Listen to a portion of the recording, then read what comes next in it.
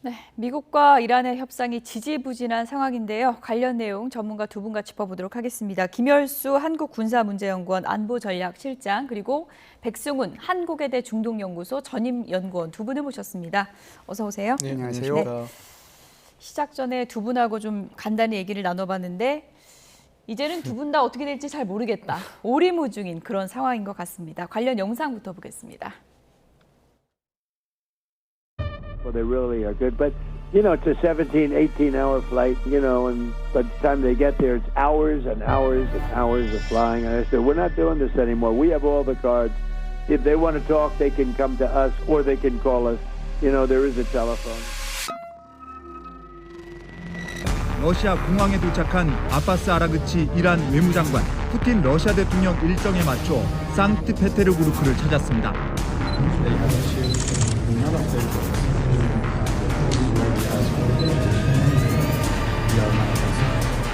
미국 매체 악시오스는 이란이 호르무즈 해협을 먼저 열고 핵 문제는 추후에 논의하자는 새로운 제안을 미국에 전달했다고 보도했습니다.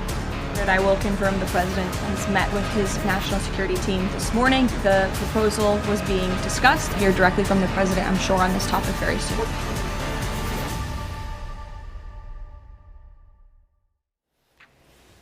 네, 이란이 새로운 제안을 던지긴 했는데 미국의 반응은 시큰둥한 것 같습니다. 네, 지금 이란의 외교부 장관이 이제 던진 걸 보면 3단계 해법을 이제 제시를 한 것 같아요. 그래서 일단 미국, 이스라엘을 한편으로 하고 이란을 한편으로 하는 전쟁 이거 종식시키자. 그리고 이제 이스라엘하고 레바논하고도 전쟁하고 있는데 이것을 종식시키고 그리고 이제 다시는 침략하지 않겠다고 하는 것을 보장을 하라.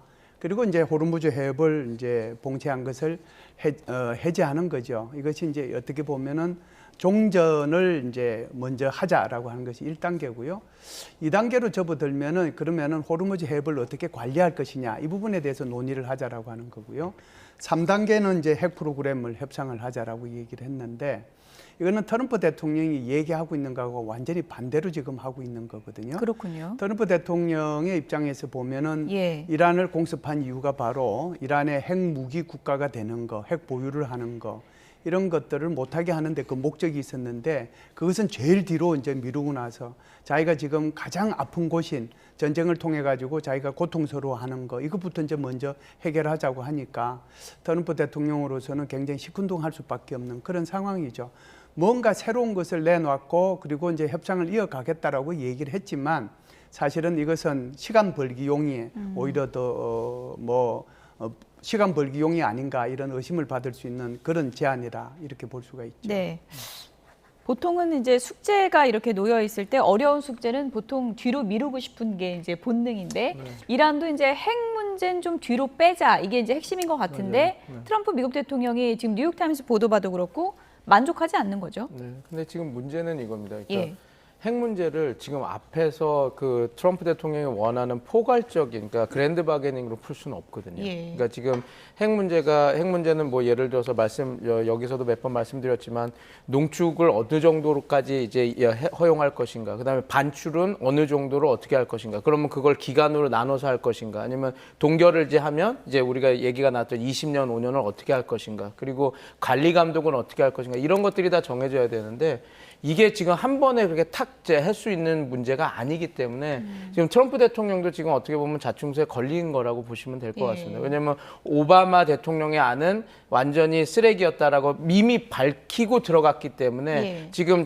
트럼프 대통령도 퇴로가 없는 상황에서 지금 이렇게 봉착한 것이죠. 그래서 지금 그 김 교수님께서 너무 잘 말씀을 주셔서 제가 더 덧붙일 거는 없는데 요거는 있을 것 같습니다. 근데 어찌됐건 이 핵 관련한 걸 풀기 위해서라도 이걸 좀 분리해서 좀 다뤄야 될 필요는 있습니다. 왜냐하면 지금 만약에 그렇지 않고면 이란한테 무조건 그 어떻게 보면 국가가 자기네들이 가질 수 있는 핵 주권도 다 포기해서 무조건 그냥 완벽하게 하고 핵 프로그램 자체를 다 폐기하라 이런 수준으로밖에 될 수가 없는데 이런 것은 양측이 지금 만날 수가 없는 부분이라서 지금 트럼프 대통령도 지금 골머리를 앓고 있을 텐데 좀 어떤 단계별로 할 거를 가야 되는데 과연 지금 이란이 던진 이 종전, 호르무즈 관리, 그 다음에 핵 협상은 좀 문제가 있고 어떻게 보면 호르무즈 해협을 완전히 여는 거, 그 다음에 곧바로 핵 협상으로 들어가는 좀 순서를 좀 바꿔서 이렇게 한다고 한다면 충분히 협상이 이루어질 가능성도 저는 아예 없다고 보지는 않지만 지금 예. 이란이 제시한 3단계 구상으로는 지금 트럼프 대통령이 그냥 받기는 쉽지 않은 그런 상황이다. 일단 공식적으로는 백악관은 지금 논의하고 있는 그런 상황인데 두 분 다 받을 가능성은 굉장히 희박한 거고 미국이 시간을 끄는 거는 믿는 구석이 있다 이런 분석이 있습니다. 지금 이란의 상황을 보면 기름을 보관할 데가 없다면서요? 네, 이제 지금 이제 믿는 구석이 있는 것은 여러 군데가 있죠. 예. 여러 군데가 있는데 이제 지금 이제 기름만 이제 말씀을 드리면은 트럼프 대통령은 송유관이 터질 거라고 그랬잖아요. 3일만 지나면 예. 그렇게 얘기를 하는데 트럼프 대통령은 건설업자고 또 부동산업자지 이쪽으로는 또 좀 잘 모르시는 분이잖아요. 그래서 터지는 저도 건 뭐- 아닙니까? 네? 터지진 않습니까? 네. 그 이제 저도 잘 몰라서 여기저기 물어보니까 예. 그게 이제 슬러지 형태로 돼서 예. 좀 찌꺼기가 돼서 이게 잘 흐르지는 않는다고 그래요. 그런 문제는 있는데 그렇다라고 하면은 이란에서 얼마만큼 이런 기름을 생산을 하면은 보관할 수 있는지 저장 용량을 이제 좀 따져봐야 되잖아요. 저장 용량이 1억 2천만 배럴 정도 됩니다. 그런데 1억 2천만 배럴 중에서 지금 사용할 수 있는 것은 9천만 배럴 정도를 사용을 할 수 있다고 그래요. 예. 그런데 이란에서 일일 총 생산량이 350만 배럴이고 그중에 200만 배럴은 국내용으로 쓰고 150만 배럴은 계속 이제 저장을 해야 되겠죠. 그렇다라고 하면은 9천만 배럴 정도 여유가 있으니까 이것을 이제 계산을 해보면은 60일 동안은 계속해서 저장을 할 수 있다는 거죠. 이게 이제 이란에서 얘기하는 거고, 그런데 더 전문가적인 차원에서 얘기를 하면은 그 정도 여유가 없다. 3천만 배럴밖에 여유가 없다. 그렇다면은 20일밖에 여유가 없는 거예요. 그러니까 20일이 지나면 다 차게 되는 거거든요. 다 차면 어떻게 됩니까? 다 차게 되면은 이제 문제가 되는 게 다른 데를 어떻게 할 방법이 없잖아요. 예. 그러면은 유정에서 전부 다 파이프라인을 통해서 하락으로 다 모이게 되는데 예. 그 파이프라인을 통해 가지고 와야 되는 것들이 이걸 채굴을 못 하니까 그러면은 그 유정이 어떻게 되겠어요? 압력이 변화되고 그러다 보니까 그 유정이 잘못되는 거거든요. 그러니까 폐정이 되는 거란 폐정, 말이죠. 예. 네. 그러다 보면 이거는 뭐 엄청난 손실로 연결되는 거고 그렇군요. 이란 경제가 폭망하는 결과가 되는 거니까 사실상 이란이 그렇게 시간이 많은 것은 아니다 이렇게 볼 수가 있죠. 이란이 그야말로 원유 수출해서 먹고 사는 나라인데 네. 지금 이런 상황이면은 시간이 하루하루 굉장히 초조할 수밖에 없을 것 같은데요. 근데 이게 지금 쿠웨이트도 하고 있는 거거든요. 그러니까 지금 이게 그 생산량이 조절이 안 돼요. 저장고가 가득 네. 차서 이제 생산량이 이제 그 어떻게 보면 계속 스트레스를 받는 거지 않습니까? 그러면 보통 이럴 때 방법이 없는 건 아닙니다. 그러니까 저장 탱크를 우회하거나 예. 아니면 감산을 할 수 있죠. 아예 그걸 채우지 않게 해서 석유를 감산시키는 거. 그리고 유량 조절을 하는데 그것도 안 되면 유정 샷인이라고 그냥 지금 말씀하신 것 같아요. 아예 막아버리는 겁니다. 이게 왜 이게 계속해서 우리가 보면 석유는 계속 콸콸콸 나오게 하는 게 그래야지 그 안전하게 그 석유 생산량을 유지하면서 이걸 관리를 할 수 있는 거거든요. 그러니까 이 트럼프 대통령이 지금 이 부분을 잘 몰라서 이제 이런 얘기를 하시는 건데 이게 그냥 계속 쌓이고 그러면 파이프라인이 계속 누적되고 이게 안팎이 이렇게 해서 폭발할 거다라고 하는데 네. 그렇게 놔두는 그렇게 단선하게 관리를 하지 않습니다. 그렇군요. 그러니까 저장고가 가득 차면 이제 처음엔 다른 저장 탱크에 우회를 하고 그게 이란이 하지 않았습니까? 지금 그 빈 유조선을 갖다 대서 그 몇 개를 비워내고 했는데 그것도 이제 가득 차면 어떻게 하면 이제 유량을 조절해서 줄이죠. 그래서 이게 채우는 속도를 줄이고 그 다음에 안 되면 감산을 해서 아예 그 생산량을 아예 줄여내고 그것도 안 되고 이거 더 이상 꽉 찬다 그러면 아까 말씀드린 대로 유정 샷인을 해서 아예 막아버리는 겁니다. 그러면 뭐가 문제냐면 다시 이것을 언탭, 다시 열러서 이걸 다시 끌어올리는 데는 오랜 시간이 걸리고 돈이 들어가는 거거든요. 이게 뭐 폭발하고 없어지는 건 아닙니다. 근데 뭐가 가장 큰 문제냐면 석유 생산량이 우리가 기존에 했었던 양을 다시 그로 복구하기에는 오랜 시간이 걸리니까 유가가 올라가죠. 왜냐하면 공급이 그만큼 줄어들 수밖에 없는 상태가 장기적으로 흐르니까. 그래서 영국 의회에서도 지금 트럼프 대통령 폭발한다 이렇게 했지만 그 폭발 관련한 위험보다는 이게 자꾸 이렇게 저장고가 가득 차서 그 감산을 하고 그래서 이게 석유 생산량이 워낙 적은 수준으로 이렇게 만들어지면 석유 생산량 자체가 이제 그러니까 저하된 상태에서 장기화될 수밖에 없기 때문에 이게 고유가로 가서 그게 가장 큰 위협이다라고 하고 있어서 트럼프 대통령이 이 폭발할 거다라고 하는 이야기는 어떻게 보면 너무 그 사건 최악의 상황을 상정해두고 자기의 그 주장을 하기 위해서 우리가 이만큼 봉쇄 작전을 펴서 이란이 이렇게 힘들어가고 있다라고 하는 것을 보여주기 위한 정치적 수사라고 좀 보시면 될 것 같습니다. 네. 두 분이 그러니까 트럼프 미국 대통령 발언을 좀 팩트 체크해 주셨는데 가능성은 높지 않다. 굉장히 낮다. 이렇게 얘기를 해주셨고 트럼프 미국 대통령이 최근에는 SNS를 조금은 자중하는 듯한 그런 모양새인데 어쨌든 에너지 시설 폭파하겠다고 여러 번 협박했잖아요. 이렇게 지지부진해지면 정말 미국이 공습 다시 들어갈 가능성도 있는 겁니까? 제가 볼 때는 이제 그 부분은 굉장히 신중할 것 같습니다. 일단은 이제 이 3단계 해법에 대해서 일단은 부정적인 의견을 냈잖아요. 그럼 향후에는 어떻게 될 거냐 하는 것이 시나리오를 이제 구성해 보면은 대충 3개 정도가 나올 것 같아요. 협상한다. 그러니까 이제 이란에서 다시 협상하겠다라고 얘기를 했으니까 협상이 나선다. 두 번째는 지금과 같이 휴전이 지속이 되면서 지지부진하게 계속해서 말싸움만 이루어진다. 세 번째는 이제 전쟁으로 간다라고 하는 건데요. 전쟁이 재개되는 것은 저는 쉽지 않다라고 생각합니다. 이것은 둘 다가 다 손실을 보는 거기 때문에 재개는 이제 어려울 거고요. 첫 번째도 지금 현재 단계에서는 협상은 굉장히 안 좋다라고 보거든요. 그러면은 이제 결국은 이제 두 번째인 현재까지 지금 휴전을 한 상태로 계속해서 지지부진한 상태로 당분간은 가지 않겠는가라고 보는 거거든요. 그래서 이제 이렇게 되면 지금 트럼프 대통령 입장에서 보면 자기한테 결정적으로 유리하다라고 생각하고 승기를 잡았다라고 생각하는 거예요.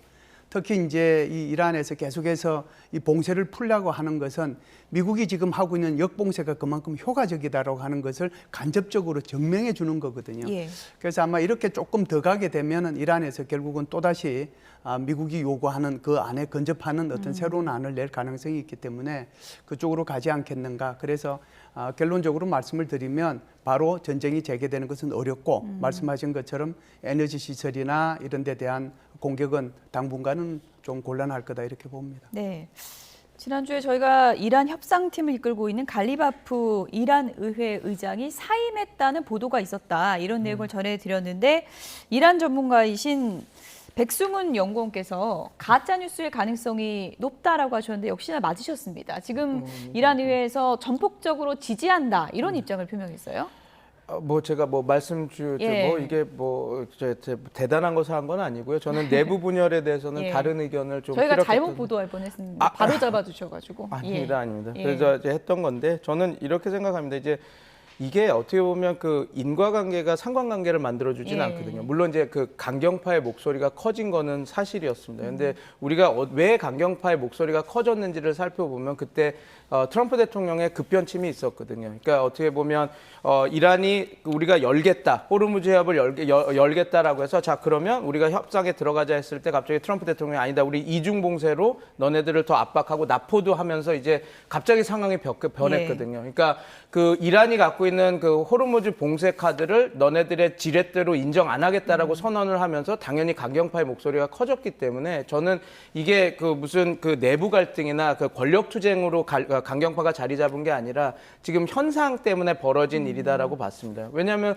우리도 이제 다른 예를 잠깐 들어드리면 우리도 지금 그 미국과 전시 작전권 반환 관련해서 이야기를 하고 있지 않습니까? 그런데 만약에 지금은 전시 작전권 반환해야 된다라는 의견이 많은데 갑자기 북한이 핵실험을 하게 되면 당연히 강경파의 목소리가 우리나라에서 커질 수밖에 없거든요. 그렇죠. 저렇게 핵실험을 하는데 어떻게 미국의 전시작전권을 주냐. 그러니까 그런 차원에서 그 환경이 바뀌면서 그 강경파의 목소리가 커지는 거라고 보는 게 더 맞는데 이게 어떻게 보면 강경파가 완전히 다 집권을 하는 것처럼 얘기하는 거는 좀 너무 나가는 거 아닌가 해서 그렇게 얘기를 드렸던 건데요. 지금 어찌됐건 앵커님 말씀 주신 것처럼 290명의 그 이란의 의회는 290명의 국회의원이 있는데 거기에서 261명이 의결을 해서 지금의 그 협상단을 전폭적으로 지지한다라는 성명을 냈죠. 그리고 지금 어찌됐건 오만, 그다음에 파키스탄, 그리고 그 러시아, 그리고 뭐 카타르, 프랑스, 사우디아라비아에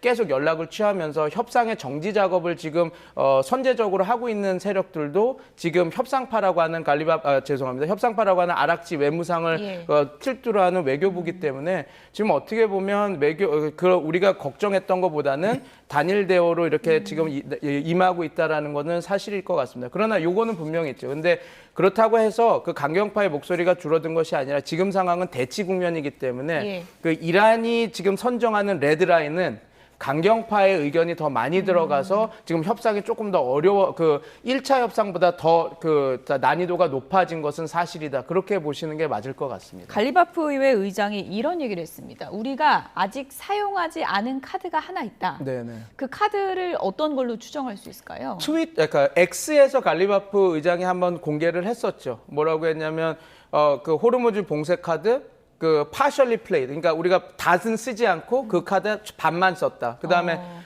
그 바벨 만데브 헤어 그거는 그 언더플레이, 그러니까 우리가 아직 사용하지 않았다, 그 카드는. 그리고 지금 파이프라인 그것도 우리가 사용하지 않았다, 이 얘기를 했는데 그러면 결국은 지금 이란이 갖고 있는 가장 큰 그 지뢰대, 그러니까 그 지정학적 그 병목지대를 틀어주는 거죠. 바벨만뎁과 그 호르무즈 해협을 막을 수도 있고, 그 다음에 또 하나는 지금 어찌됐건 그 유가를 가지고 지금 이란이 지금 그 협상력을 높이고 있지 않습니까? 근데 가장 큰 그 호르무즈 해협이 막혔을 때 그 우회로를 사용하는 그 사우디아라비아 같은 경우는 동서 파이프라인이라는 게 있습니다. 그러니까 아부카이크라고 하는 그 유전에서부터 지금 그 홍해에 있는 얀부항까지 연결되는 한 1200km 되는 파이프라인이 있거든요. 예.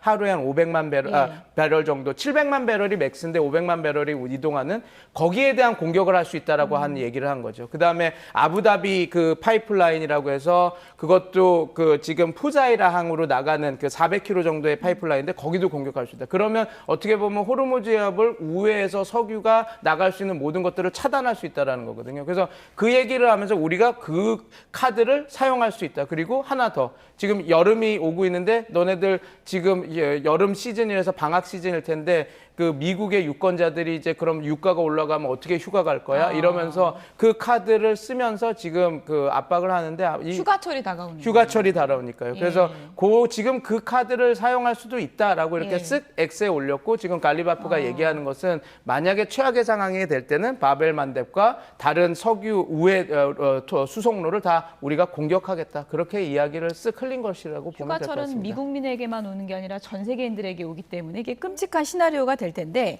갈리바프가 우리에게 카드가 남아있다라고 하면 미국도 우리도 있어 할 텐데 어떤 게 있을까요? 미국은 뭐 많이 남아 있죠. 그리고 지금 갈리바프가 쓸 수 있는 카드를 얘기는 하긴 했지만 저건 언제 쓸 수 있겠어요? 미국이 이란에 대한 전력 시설 그리고 교량 이거 공격하지 않는 한 먼저는 못 씁니다. 그렇기 때문에 이거는 그렇게 쓴다는 것은 전쟁 재개를 의미하는 거거든요. 그래서 그렇지 않다는 것을 먼저 말씀을 드리고요. 미국이 쓸 수 있는 카드는 군사적 카드하고 지금 경제적인 카드하고 두 개를 다 쓰고 있잖아요. 그래서 그쪽으로 지금 군함 세척을 포함해가지고 전함들이 이제 직결하고 있는 것은 이미 다 알고 있는 얘기고요. 경제적으로도 지금 압박을 하고 있는데 여러 가지로 압박을 하고 있는 것 중에 몇 가지만 말씀을 드리면, 지금 이란에 대해서 이란이 원유 수출하는 거 이걸 한 달 동안 해제해 줬다가 4월 19일부로 다시 이걸 다시 제재하는 걸로 들어갔잖아요. 예. 게다가 또 세컨더리 보이콧까지 해가지고 다른 나라들이 이거 못 가져가도록 했고, 그리고 이제 이란의 기업과 개인들에 대한 제재도 했고, 그리고 이제 이란의 그런 돈을 이렇게 유통해주는 중국 은행들에 대해서도 세컨더리 보이콧을 하고, 그리고 가상화폐 그것도 지금 차단을 하지 않았습니까? 더군다나 지금은 이제 이란의 항공기가 민항기들이 여기에 이제 혁명수비대에 지원을 해준다는 이유로 여기까지 차단을 하는 거거든요. 전방위적인 차단을 하는 거죠.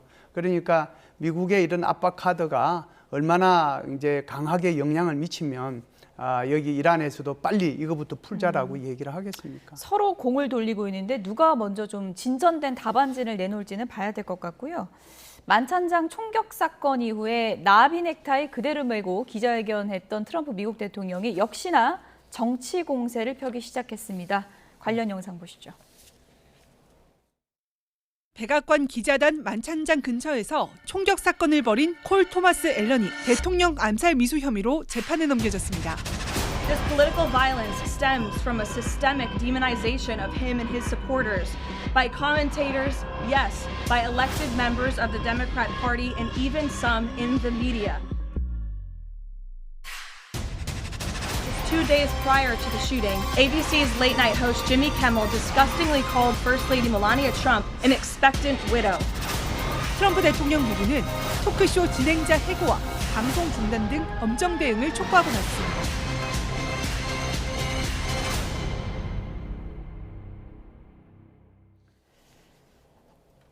네, 총격 사건의 원인을 두고 여러 가지 해석이 나오고 있고요. 일단 백악관에서는 이때가 기회다라고 하는지 민주당 진영에서 악마화시켰기 때문에 이런 사건이 벌어진 거다. 이렇게 백악관 대변인이 공식적으로 공세를 펼쳤어요. 네, 트럼프 대통령 또는 이제 지금 트럼프 행정부가 계속 얘기하는 것은 전임 정부를 계속해서 비판하는 거지 않습니까? 그래서 오바마 행정부 그리고 이제 지난번 바이든 행정부 여기를 이제 계속해서 이제 비판하는 거죠. 그 비판의 일환으로서 이렇게 얘기를 하고 있는 건데 이런 사건이 생긴 것도 예. 계속 민주당에서 트럼프 대통령을 악마화하고 있는 거 아니냐. 그렇기 때문에 이런 사건이 생긴 거다. 너희들 책임이다라고 얘기하는 거죠. 예, 지지율 뭐 33%까지 떨어진 상황에서 이번 총격 사건을 계기로 지지층을 결집시킬 수 있는 기회로 보고 있다. 이런 분석이 많은 것 같습니다. 네, 저도 그렇게 지금 앵커님 말씀하신 대로 그대로 동의를 하는데 어떻게 보면 이게 보안 실패거든요. 자기네들 행사 아닙니까? 그렇죠. 그러니까 백악관 기자 많지 않나. 그 백악관이 초청을 해서 그 자기네들이 초청한 행사인데 지금 그 뭐라 그럴까요? 그 테러리스트가 3일 전부터 준비를 하고 있었고 그다음에 어떠한 제지도 없이 그냥 걸어서 들어갔고 이런 모든 것들이 어떻게 보면 뭐 더 세게 얘기한다면 지금 현 백악관의 무능을 보여주는 안보 무능을 보여주는 사건이었는데 갑자기 프레임 전환을 하는 것이죠. 그러니까 이게 이런 문제가 아니라 그냥 지금 우리를 악마화하고 자꾸 분노하고 갈등을 조장했기 때문에 이런 일이 벌어졌다라고 해서 그 프레임 전환을 하면서 지지층을 결집하려고 하는 것이라고 보는데 저는 지금 그 트럼프 대통령이 워낙 이런 것들을 잘 사용을 하지 않았습니까? 근데 이게 너무 지금 그 반등 효과는 그렇게 크지 않을 것 같습니다. 왜냐하면 그 지금 트럼프 대통령이 이번 이란 전쟁을 통해서도 이렇게 반등하려고 하는 것들을 너무 많이 보여주셨기 때문에 그리고 이런 그 수사들을 계속 이렇게 자극적으로 극단적인 수사를 썼기 때문에 그 미국 국민들의 피로도가 올라가서 지금 원하는 결집 효과는 그렇게 크지 않지 않을까 저는 그렇게 보고 있습니다. 특정 방송인에 대한 또 비판을 이어가기도 했습니다. 미국의 유명 방송인 지미 키멀에 대한 공세인데요. 내용 보실까요? 총격 사건 이틀 전에 지미 키멀이 워낙에 뭐 이런 정치 풍자를 좀 많이 하는 그런 방송인인데 뭐 우리의 영부인 멜라니아가 여기 와 있습니다. 아름답네요 하면서 곧 과부가 될 것 같은 분위기를 풍기네요. 이런 농담 아닌 농담을 했는데 마침 또 총격 사건이 발생을 한 거예요. 이러자 트럼프 미국 대통령 형편없는 시청률만 봐도 전혀 웃기지 않는 키멀인데 도를 넘었다. 해고시켜라. 이렇게 얘기를 했고요. 멜라니아 여사도 글을 올렸습니다. 키멀의 증오와 폭력을 조장하는 발언은 나라를 분열시키려는 의도다라고 하면서 이제는 그만할 때가 됐다라고 글을 올렸습니다. 부부 일심동체입니다. 지금 예. 해고시켜라 이건데 뭐 해고될 리는 없겠죠. 제가 볼 때는 뭐 해고도 가능할 것 같습니다. 해고도 가능할 것 같습니까? 일단 해고도 예. 가능할 것 같고요. 예. 그래서 아무리 이게 이제 코미디언 프로라고 하더라도 제가 볼 때는 좀 도를 좀 넘은 것 같다는 생각이 듭니다. 예를 들어서 뭐 껄끄러운 부부 관계를 얘기하는 거는 그나마 코미디에서 소화할 수 있지만 그걸 넘어선 거거든요. 그래서 이건 좀 곤란하다는 생각이 들고요. 대신에 이제 이 트럼프 대통령이 그러면은 그 전에 어떻게 했느냐라고 하는 것을 좀 말씀을 드려보면 과연 이 사람이 잘못했는가 이런 생각이 들 수 있을 텐데요. 2016년도에 이제 미국에 대선이 있었을 때 예. 그때 당시에 트럼프 캠프하고 러시아하고 커넥션이 있었다. 그래서 여기에 대해서 특검이 이제 발동이 돼서 그때 그 특검을 누가 했느냐면 로버트 뮬러라고 하는 사람이 특검을 했습니다. 예. 그런데 이 사람이 파킨슨 병으로 앓다가 81세의 나이로 3월 20날 죽었습니다. 그런데 그 죽은 날 트럼프 대통령이 SNS에 뭐라고 올리냐고 그러면 나는 기쁘다. 그가 죽었으니까. 그러니까 이제 이 내용을 보면 참 안타깝다는 생각이 들잖아요. 그러니까 자기가 이렇게 분열을 시키고 뭐 한 것에 대해서는 침묵하고 지금 자기 부인을 향해서 이렇게 얘기한 것에 대해서는 부부가 발끈하고 이렇게 나선 거 이거 자체가 트럼프 대통령이 SNS를 너무 많이 해서 그렇다 이런 생각은 들어요. 네. 본인도 좀 돌아봤으면 좋겠다. 그렇습니다. 이런 따끔한 지적도 좀 해주셨습니다. 조금 전에 백승훈 교수님께서 그날의 이제 경호 문제도 좀 지적을 해주셨는데 트럼프 미국 대통령과 벤스 부통령 이 당시의 상황을 좀 비교를 해보면 벤스 부통령이 먼저 대피했다고 합니다. 시간을 정확히 따져보면 이렇습니다. 트럼프 대통령이 33초 만에 대피를 했고요. 벤스 부통령이 13초 만에 대피를 했습니다. 그러니까 벤스 부통령이 먼저 나간 거예요. 근데 트럼프 대통령이 직접 이렇게 얘기를 했다고 합니다. 무슨 일이 일어나는 건지 보고 싶어서 요원들을 내가 잠시 제지를 하고 내가 좀 더 지켜보자 이렇게 얘기를 해서 늦게 나갔다는 건데 맞는 얘기일까요? 예, 저거는 이제 저도 저 영상을 보면서 예. 아니 왜 펜스 부통령이 먼저 나가지 그 생각을 순간적으로 했어요. 네. 그래서 이것은 경호상에 있어서 뭔가 문제가 있었구나라고 먼저 생각을 했고요. 두 번째는 지금 트럼프 대통령이 이것을 이제 감싸고 옹호한 거잖아요. 경호국 직원들을 감싸고 옹호했다라고 보는데 결국은 이제 트럼프 대통령이 내가 무슨 일이 일어난지 좀 보려고 그랬다. 근데 그리고 나가다 이제 한번 넘어지기도 그렇습니다. 해서 뭐 그런 그렇습니다. 것도 있는 것 같고요. 맞습니다. 예. 나오다가 또 넘어지시기도 하고 예. 그랬는데 이런 것들에 대해서 아마 경호국 내에서도 아마 상당한 설전들이 뭐 오고 가지 않겠는가. 어떻게 해서 부통령을 먼저 데리고 나왔느냐. 그 저도 이제 이게 좀 의심스러운 게 의심스럽다기보다는 의아스러웠던 게 예. 펜스 부통령을 먼저 나오라고 했으면 펜스 부통령이 그냥 끌려가듯이 나갔잖아요. 예. 그게 저는 아니라고 봐요. 아. 오히려 대통령이 먼저 나가는 거 대통령 보고 쪽을 한 번도 안 쳐다보고 나가더라고요. 그렇죠. 예. 그래서 대통령이 먼저 나가는 거 보고 그리고 이제 움직여서 예. 해야 되는데 글쎄요. 저런 위험 앞에서 말과 행동이 조금 다른 것 같습니다.